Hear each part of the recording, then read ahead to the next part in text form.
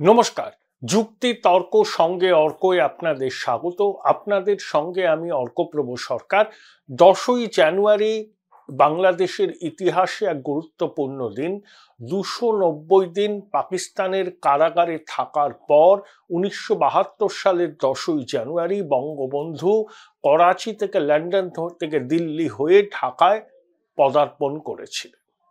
ওই দিনটাকে বাংলাদেশের মুক্তিযুদ্ধের যারা ধারক বাহক এবং আওয়ামী লীগ বঙ্গবন্ধুর স্বদেশে প্রত্যাবর্তন দিবস হিসাবে পালন করে। এইরকম একটা সময়ে অন্তর্বর্তী সরকার যারা মুক্তিযুদ্ধের চেতনাকে মুছে দিতে চায়, যারা মুজিববাদী সংবিধানের কবর রচনা করতে চায়, তারা কিন্তু বাংলাদেশের তহবিল লুট করছে। আমি কতগুলো খবর দেখলাম সমাজ মাধ্যমে, এবং সমাজ মাধ্যমে যারা এই কথাগুলো বলছেন তারা বাংলাদেশের বিভিন্ন মেইনস্ট্রিম মিডিয়ার খবরকে উদ্ধৃত করে বলছেন এই যে সমন্বয়ক ছাত্ররা, তাদের ব্যাংক অ্যাকাউন্টে নাকি প্রচুর টাকা জমা পড়ছে। কিভাবে জমা পড়ছে? লবি করছে, ঠিকাদার, প্রমোটার, ব্যবসায়ীদের কাজ পাইয়ে দেওয়ার নাম করে কি কাটমানি খাচ্ছে? এটা কিন্তু বাংলাদেশের মানুষ এই প্রশ্নটা তুলতে শুরু করেছেন। দেখুন, জুলাই অগাস্টের অভ্যুত্থানকে দেখাবার জন্য লেজার শো হবে, তার জন্য 2500 ড্রোন ব্যবস্থা করতে হবে। চীনা প্রযুক্তিতে এবং চীনা টেকনিশিয়ানরা করবে, তাদের রাহা খরচ দেবে বাংলাদেশ সরকার, তাদের পারিশ্রমিক দেবে। তাও তো বেশ কিছু টাকা খরচ হবে।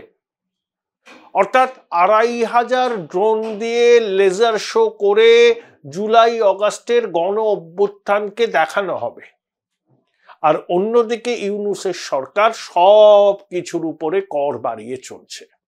বিশেষ করে রেস্তোরাঁয় 10% ভ্যাট বাড়িয়ে দিয়েছে, আর তার সঙ্গে আলাদা একটা ট্যাক্স ছিল, মানে 25%। আপনি মোবাইল রিচার্জ করতে গেলে ট্যাক্স দিতে হবে। গাড়ির যন্ত্রাংশ কিনবেন, আগে যা দিতে হতো তার থেকে বেশি দিতে হবে। সর্বক্ষেত্রে কর বৃদ্ধি করা হয়েছে। কারণ কি? আইএমএফ এর কাছ থেকে বেল আউট প্যাকেজ নিয়েছে। এই বেল আউট প্যাকেজ নেওয়ার অন্যতম শর্ত হলো অনেক বেশি বেশি করে কর চাপানো সাধারণ মানুষের উপর। দেখুন, বাংলাদেশে তো মিডল ক্লাস সেভাবে বিকশিত হয়নি। একদল আছেন খুব পয়সা, তারা সুপার রিচ, তারা মার্কেটিং করতে সিঙ্গাপুর যান, লন্ডনে যান, তাদের দুবাই, আমেরিকা, লন্ডনে বড় বড় অ্যাপার্টমেন্ট আছে, তাদের কাছে এগুলো কোনো বিষয় নয়। কিন্তু বাংলাদেশের গরিব মানুষ, একে অর্থনীতি ভঙ্গুর, ধুঁকছে, বস্ত্রশিল্প ঝাঁপ গোটানোর অপেক্ষায়। বেক্সিমকো, এস আলম গ্রুপ, গাজী টাওয়ার্সের মতো বড় কনগ্লোমারেট প্রচন্ড চাপের মুখে কর্মী ছাঁটাই হচ্ছে। এখন অব্দি 2 লক্ষের মতো নাকি কর্মী ছাঁটাই হয়েছে, আগামী দিনে আরো কর্মী ছাঁটাই হবে। বাংলাদেশে $1 সম্ভবত ইজ ইকুয়াল টু 130 বাংলাদেশি টাকা। অনেকে বলছেন যে $1 150 বাংলাদেশি টাকা হওয়ার সম্ভাবনা খুবই উজ্জ্বল, যে কোনো মুহূর্তে যে কোনো দিন হতে পারে। বিদেশি মুদ্রার ভাড়ার তলানিতে এখন নতুন করে টাকা ছাপবে বাংলাদেশ সরকার, যাতে বঙ্গবন্ধুর ছবি থাকবে না, তার জন্য বাংলাদেশি টাকায় বোধহয় 22,000 কোটি টাকা খরচ হবে। অর্থাৎ বঙ্গবন্ধু স্মৃতি মুছতে, মুক্তিযুদ্ধের স্মৃতি মুছতে বাংলাদেশের সরকার জলের মতো টাকা খরচ করছে, কিন্তু সাধারণ মানুষের জীবনের মান উন্নত করার জন্য, তারা যাতে অন্তত মোটা ভাত কাপড়ের সংস্থানটা করতে পারে, সেদিকে ইউনূস সরকারের কোনো নজরই নেই। তিনি নাকি বিরাট বড় অর্থনীতিবিদ, এমনই অর্থনীতিবিদ যিনি বাংলাদেশে জিনিসপত্রের দাম নিয়ন্ত্রণে রাখতে পারছেন না। মুদ্রাস্ফীতি 12% কাছাকাছি। পাকিস্তানে 1000 টাকা পাকিস্তানি টাকায় 1 লিটার পেট্রোল পাওয়া যায়। যা পরিস্থিতি হচ্ছে, পাকিস্তানের নতুন মিত্র বাংলাদেশ কিন্তু সেই পথেই হাঁটতে চলেছে। ইউনূস ডক্টর মনমোহন সিং এর প্রয়াণের পর ভারতীয় হাই কমিশনে গিয়ে শ্রদ্ধার্ঘ্য জ্ঞাপন করেছেন, ভিজিটার্স বুকে লিখেছেন, বাংলাদেশে ভারতীয় হাই কমিশনের সাথে অনেকক্ষণ কথা বলেছেন। ডক্টর মনমোহন সিং এমন একজন অর্থনীতিবিদ যিনি কখনো না নিজের ব্যক্তিগত চাওয়া পাওয়াকে অগ্রাধিকার দেননি। তিনি টেকনোক্র্যাট ছিলেন, আমলা ছিলেন, রিজার্ভ ব্যাংকের গভর্নর ছিলেন, যোজনা কমিশনের ডেপুটি চেয়ারম্যান ছিলেন, ভারতের অর্থমন্ত্রী ছিলেন, প্রধানমন্ত্রী হয়েছিলেন। তার দীর্ঘ কর্মজীবন বিতর্ক তাকে ছুঁতে পারেনি। তিনি যা করেছেন সেটা ভারতবর্ষের আর্থিক প্রগতিকে সুনিশ্চিত করার জন্য করেছেন। 91 সালে ডক্টর মনমোহন সিং এবং নরসিমহা রাওয়ের জুটি ভারতবর্ষের অর্থনীতিকে উন্মুক্ত করেছিল। তার সুফল আমরা 33 বছর বাদে পাচ্ছি। 2008 সালে লেমন ব্রাদার্স ক্রাইসিস হলো। ভারত কিন্তু সেই মন্দার আঁচ কিন্তু ভারতে পড়েনি, পড়লেও সামান্য পড়েছে। অ্যাঞ্জেলা মার্কেল বলেছিলেন তিনি যখনই কোনো গুরুত্বপূর্ণ সিদ্ধান্ত নিতেন ডক্টর মনমোহন সিং এর সঙ্গে কথা বলতেন। তাবর তাবর বিশ্ব নেতারা তার সঙ্গে পরামর্শ করতেন, দুনিয়ায় আর্থিক ব্যবস্থা কিরকম চলছে সে সম্পর্কে তার মূল্যায়ন শুনতেন। ইউনুস নিজে একজন অর্থনীতিবিদ, যদিও নোবেলটা তিনি শান্তিতে পেয়েছিলেন, এবং শান্তির নোবেল প্রাপক কিভাবে এরকম অশান্তির বাংলাদেশ তৈরি করতে পারে এটা হচ্ছে বিস্ময়, এটা হচ্ছে বিস্ময়। তো ডক্টর মনমোহন সিং এর তো নখের যোগ্য নননি। ইতিহাস, history will be kinder to doctor Singh. তাকে অনেক সমালোচনা সহ্য করতে হয়েছে, তিনি মৌনী মোহন বলে কটাক্ষ করেছেন, কিন্তু ডক্টর সিং এর কি বলবো আর কি পাণ্ডিত্য, তার প্রজ্ঞা, এটা নিয়ে তার অতি বড় বিরোধীও কোনো আঙুল তুলতে পারেনি। আজকে ভারতবর্ষ যে চতুর্থ বৃহত্তম অর্থনীতি, তার ভিত্তিপ্রস্তর স্থাপন করেছিলেন ডক্টর সিং। আর ইউনুসকে দেখুন, তিনি যে বাংলাদেশ পেয়েছিলেন সেই বাংলাদেশ থেকে এখনকার বাংলাদেশ অনেক নিচে নেমে গেছে। যে পরিস্থিতি বাংলাদেশে তৈরি হয়েছে সেখান থেকে ঘুরে দাঁড়াতে কম করে 20 বছর লাগবে, কম করে। আবার বৃদ্ধির সড়কে বাংলাদেশকে ফিরতে হলে কম করে 2 দশক অপেক্ষা করতে হবে, কোনো সন্দেহ নেই। আমি অভ্যুত্থানের মাস্টার মাইন্ড মাহফুজের একটা সাংবাদিক বৈঠক শুনছিলাম। অনেকে নাকি মাহফুজকে বিরাট বড় ইন্টেলেকচুয়াল বলে। এমনই তার ইন্টেলেক্ট, আবল তাবল কথা বলা। নতুন বন্দোবস্ত, বাংলাদেশের নতুন ম্যাপ সে নিজের ভেরিফাইড ফেসবুক অ্যাকাউন্টে পোস্ট করে দিল। অর্থাৎ ভারতের ভূখণ্ড নাকি বাংলাদেশ দখল করবে। স্পর্ধা কি, মাথা ভেঙে দেব চোখ তুলে তাকালে। পুচকে দেশ, ভিখারি দেশ, খেতে পায় না,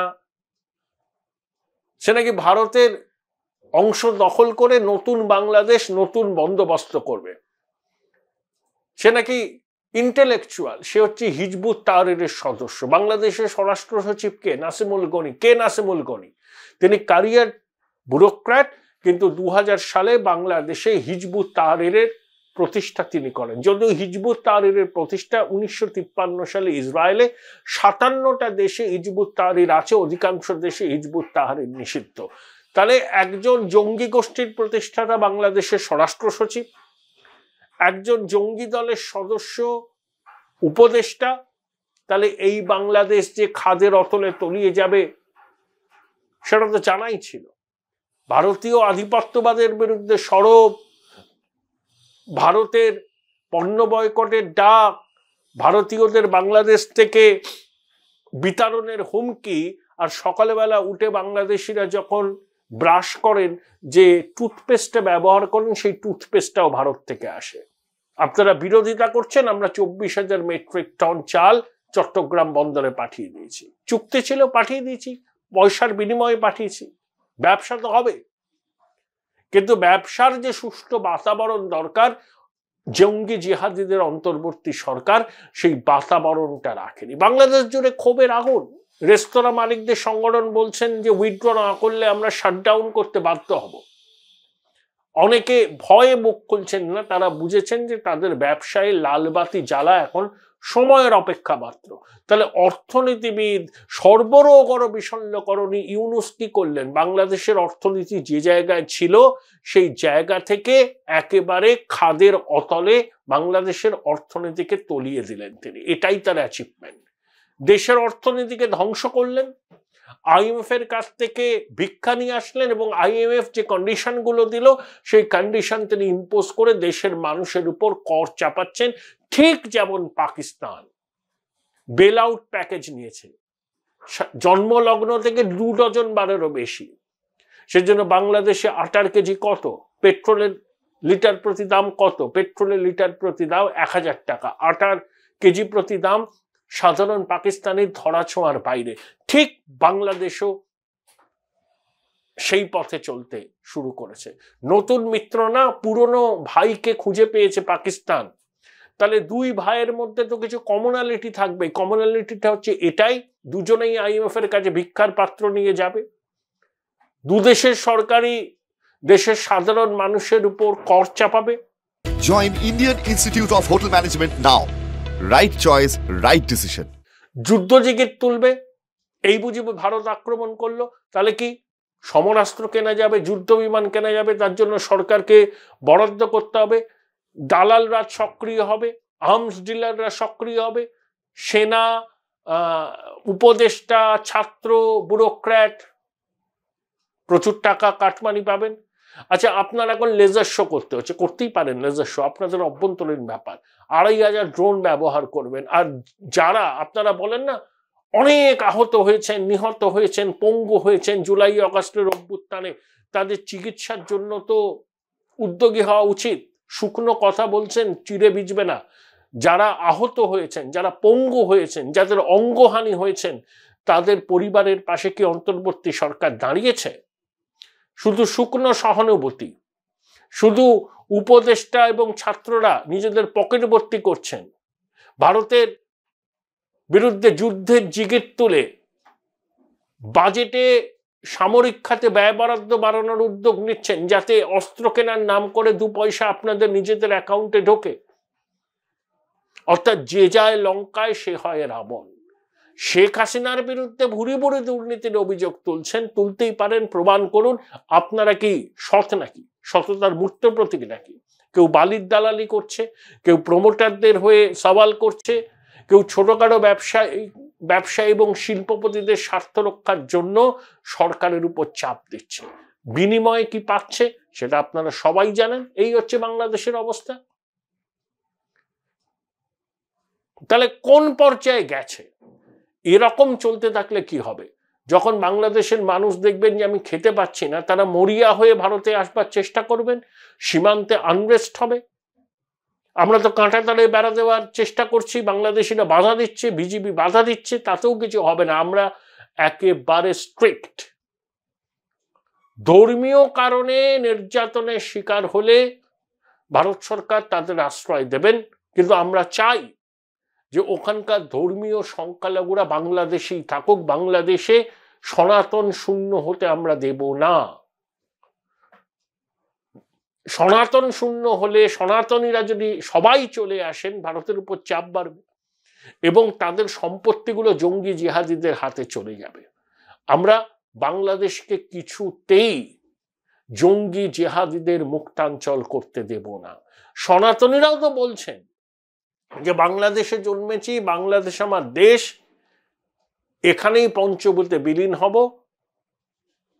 বাংলাদেশের মানুষ হিসাবে আমরা সমস্ত অধিকার পেতে চাই এবং সেই অধিকার পাওয়া আমাদের সাংবিধানিক অধিকার। তাদের 8 দফা দাবি আছে। সংখ্যালঘু মন্ত্রক, তাদের বিরুদ্ধে যে অত্যাচার হয়েছে সেই পারপিট্রেটার্সদের শাস্তি, শিক্ষা প্রতিষ্ঠানে তাদের জন্য প্রার্থনার আলাদা জায়গা এবং সরকারি চাকরি টাকরিতে সংরক্ষণ। যেখানে যেখানে সংখ্যালঘুদের নাম আসছে, পরীক্ষা দিয়ে যারা চাকরি পাবেন, চূড়ান্ত তালিকা হয়ে গেছে, তারপর সেই তালিকা রিভাইজ করে ধর্মীয় সংখ্যালঘুদের বাদ দিয়ে দেওয়া হলো বাংলাদেশ সিভিল সার্ভিসে। অর্থাৎ এথনিক ক্লেন্সিং। কোথাও ধর্মীয় সংখ্যালঘুদের চাকরির সুযোগ দেব না, তাদেরকে ভাতে মারার চেষ্টা করব। এই হচ্ছে জেহাদি ইউনূসের কৌশল। সেই কৌশল তো আর সফল হবে না। সময় এলো কাছে, দিন গোনা শুরু হয়ে গেছে, 20শে জানুয়ারি আসছে। আমরা ট্রাম্পের উপর অত্যধিক নির্ভর হয়তো আওয়ামী লীগের কিছু লোক করতে পারেন যে ট্রাম্প আসলেই সমস্ত কিছু অদল বদল হবে। ট্রাম্প আসলে একটা র্যাডিক্যাল চেঞ্জ হবে বাংলাদেশের অভ্যন্তরীণ রাজনীতিতে, এবং ইউনূসকে মিলিয়ে নেবেন। পালাতে হবে। যে অপরাধও করেছে বাংলাদেশের মানুষের সঙ্গে, এই উপমহাদেশে যেভাবে অরাজকতা তৈরি করেছে ইউনূস এবং তার জঙ্গি শাহী, তাদেরকে পালাতে হবে। এবং আমেরিকা বাংলাদেশের তাদের নীতি কি হবে সেটা প্রধানমন্ত্রী নরেন্দ্র মোদীর সঙ্গে আলোচনা করেই ঠিক করবেন। এটা নিয়ে কারুর মনে যেন কোনো সংশয় না থাকে। ইউনূস তার জঙ্গি সহযোগী, জঙ্গিদের ধর্মপিতা, কান খুলে শুনে নিন। আপনাদের বাক্স গোছাবার সময় হয়ে গেছে, ছাড়তে হবে আপনাদের। এই সরকারকে বাংলাদেশে বেশিক্ষণ রাখলে পরে এই ভারতীয় উপমহাদেশে জঙ্গি রাজ কায়েম হবে, সেটা আমরা কিছুতেই হতে দিতে পারি না। আমাদের দেশের অভ্যন্তরীণ নিরাপত্তা সুরক্ষিত রাখা ভারত সরকারের সবথেকে বড় দায়িত্ব, এবং অবশ্যই ভারতীয় উপমহাদেশে সনাতনীদের স্বার্থ রক্ষা করাও ভারত সরকারের দায়িত্ব। স্বয়ং গান্ধীজি বলেছিলেন যে ভারতীয় উপমহাদেশে, ভারত ছাড়া অন্যান্য দেশে যেখানে হিন্দুরা ধর্মীয় কারণে আক্রান্ত হবে, ভারত তাদের পাশে থাকবে। ভারতবর্ষ, ভারতীয় উপমহাদেশ এবং পৃথিবীর যেখানে হিন্দুরা আছে তাদের অভিভাবক বলতে পারেন, তাদের রক্ষাকর্তাও বলতে পারেন, যে যে জিওগ্রাফিতেই থাকুন না কেন। আমরা আমাদের নৈতিক দায়িত্ব কখনো অস্বীকার করি না সনাতনীদের স্বার্থ রক্ষার বিষয়। তার মানে এই নয় যে আমরা যুদ্ধ করতে চলে গেলাম। কূটনৈতিক পথেই সব সমস্যার সমাধান হবে। ভারত সফট পাওয়ার, যদি কাবুল নয়াদিল্লি ঘনিষ্ঠ সম্পর্কে আসতে পারে, তাহলে বাংলাদেশে রেজিম চেঞ্জও বা হবে না কেন? দেখুন, লেবাননের নতুন প্রেসিডেন্ট হয়েছে সে দেশের সেনা প্রধান। তাহলে ওয়াকারুজ্জামান যদি বাংলাদেশের নতুন সর্বেসর্বা হন, অবাক হবেন না। দেখুন, গণতন্ত্র আমরা মনে প্রাণে বিশ্বাস করি। আমাদের গণতান্ত্রিক রাষ্ট্র, আমাদের গণতন্ত্রের ভিত গভীরে প্রথিত। পৃথিবীর সর্ববৃহৎ গণতান্ত্রিক দেশ ভারতবর্ষ। সদ্য সমাপ্ত লোকসভা নির্বাচনে 60 কোটি ভারতবাসী তাদের গণতান্ত্রিক অধিকার প্রয়োগ করছেন। কিন্তু যে সমস্ত দেশ গণতন্ত্রের ব্যর্থ পরীক্ষা নিরীক্ষা করে গণতন্ত্রকে সফল হতে দেয়নি, তাদের দেশে গণতন্ত্র হোক বা সামরিক শাসন হোক, আমাদের কিচ্ছু যায় আসে না। আমাদের একমাত্র লক্ষ্য হচ্ছে সেই দেশের মাটি থেকে যেন ভারত বিরোধী কাজ না হয়, এবং সেই দেশের ধর্মীয় সংখ্যালঘুদের নিরাপত্তা যেন সুরক্ষিত থাকে। পাকিস্তানে যখন জেনারেল মুশারফ ছিলেন না, তখন ভারত সরকারের তার সঙ্গে ডিল করতে সুবিধা হয়েছিল, কারণ মুশারফ সর্বাধিনায়ক ছিলেন, সেনাপ্রধান, একই সঙ্গে সরকারের প্রধান। আমরা সেনা অভ্যুত্থান নাই মানতে পারি, কিন্তু যেটা বাস্তবতা সেটা স্বীকার করে নিয়েছিলাম। কার্গিল যুদ্ধের মাস্টার মাইন্ড মুশারফ ছিলেন, কিন্তু মুশারফ প্রেসিডেন্ট হওয়ার পরে ভারতের সঙ্গে সম্পর্ক শুধরাবার চেষ্টা করেছিলেন। কিন্তু যেই পারভেজ মুশারফ ক্ষমতাচ্যুত হলেন, পাকিস্তানে ক্ষমতার কেন্দ্র অনেকগুলো হলো। রাওয়ালপিন্ডি মানে সেনা, ইসলামাবাদের দুর্বল রাজনৈতিক নেতৃত্ব, মোল্লাতন্ত্র আর জিহাদিরা। আপনি কার সঙ্গে কথা বলবেন? বাংলাদেশেও একই অবস্থা। সেখানে নির্বাচন হবে না, কারণ নির্বাচন করতে গেলে রাজনৈতিক দলগুলোর মধ্যে যে ঐক্যমত্যের প্রয়োজন, সেই ঐক্যমত্য হবে না। আর আওয়ামী লীগকে বাদ দিয়ে নির্বাচন হলে সেই নির্বাচন শেখ হাসিনার সময় নির্বাচন প্রহসনের নির্বাচন বলে যে অভিযোগ উঠেছিল, অন্তর্বর্তী সরকার যদি আওয়ামী লীগকে বাদ দিয়ে বা নিষিদ্ধ করে নির্বাচন করার চেষ্টা করে, সেই নির্বাচনও বিশ্বে স্বীকৃত হবে না। তাহলে বিকল্প কি? বিকল্প সেনা। অন্তত সেনা ক্ষমতায় যদি আসে, সবকিছুর উপর তাদের যদি নিয়ন্ত্রণ থাকে, প্রশাসনের উপর, আইন শৃঙ্খলার উপর, বিদেশ নীতির উপর, এবং অবশ্যই তো সামরিক বাহিনী তাদের সামরিক ব্যবস্থা তারা নিজেরাই রাখবে, তাহলে অন্তত এইটুকু বলতে পারি আমরা অন্তত আমাদের কনসার্ন গুলো নিয়ে খোলাখুলি কথা বলতে পারবো। পয়েন্ট ম্যান থাকবে যার সাথে আমরা কথা বলতে পারবো, আমরা জেনে যাব এই লোকটি হচ্ছে সব ক্ষমতার উৎস, এর সঙ্গে কথা বলতে হবে। কিন্তু এখন তো সরকারটাই অসাংবিধানিক, অবৈধ, জনাদেশ নেই, বিভিন্ন স্টেক হোল্ডার, তাদের বিভিন্ন স্বার্থ, কার সাথে আপনি কথা বলবেন? তাই একমাত্র বিকল্প আমার মনে হয় এই মুহূর্তে বাংলাদেশে সেনার সম্পূর্ণ টেক ওভার, তারপরে পরিস্থিতিকে নিয়ন্ত্রণে এনে সেনা একেবারে সরাসরি নির্বাচন যদি পরিচালনা করে, তাহলে একটা রাজনৈতিক সরকার তৈরি হতে পারে। কিন্তু অন্তর্বর্তী সরকারের পক্ষে বাংলাদেশের গণতন্ত্রের বিকাশ ঘটানো, গণতান্ত্রিক নির্বাচন করা আদৌ সম্ভব নয়। আর একথাও বলে রাখি, আমরা গণতন্ত্রের উপাসক, কিন্তু পৃথিবীর কোন দেশে গণতন্ত্র থাকবে না সামরিক শাসন থাকবে সেটা আমরা কখনো ঠিক করি না। পৃথিবীর বিভিন্ন দেশে গণতন্ত্র প্রতিষ্ঠার ঠেকা ভারতের নেই। আমাদের একটাই কনসার্ন, আমাদের ব্যবসা বাণিজ্য সুরক্ষিত রাখা, আমাদের 140 কোটি ভারতবাসীর নিরাপত্তা সুরক্ষিত রাখা, এবং প্রতিবেশী কোনো দেশের মাটি থেকে যেন ভারত বিরোধী কাজ না হয় সেটা নিশ্চিত করা। সেই নিশ্চিত যদি গণতান্ত্রিক সরকার করে খুব ভালো, যদি সেনা করে সেটাও ভালো। কিসিঙ্গার বলতেন না, আমেরিকার বিদেশ নীতি নির্ধারিত হয় সে দেশের অভ্যন্তরীণ বাস্তবতাকে প্রায়োরিটি দিয়ে। আমাদেরও এই একই ভূমিকা নিতে হবে। দেশের মানুষের নিরাপত্তা, সুরক্ষা, ব্যবসা বাণিজ্য এগুলো সুরক্ষিত রাখতে গেলে যে বিদেশ নীতি আমাদের অনুসরণ করতে হবে, সেই বিদেশ নীতি আমরা অনুসরণ করব। নেহেরুজির সময়কার সেই রোম্যান্টিসিজম এখন আর নেই, দুনিয়া বদলে গেছে, মাল্টিপোলার দুনিয়া, এবং ভারত চতুর্থ বৃহত্তম শক্তি। 2047 সালের মধ্যে আমরা উন্নত দেশে রূপান্তরিত হব, এই প্রত্যয় 140 কোটি ভারতবাসীর আছে।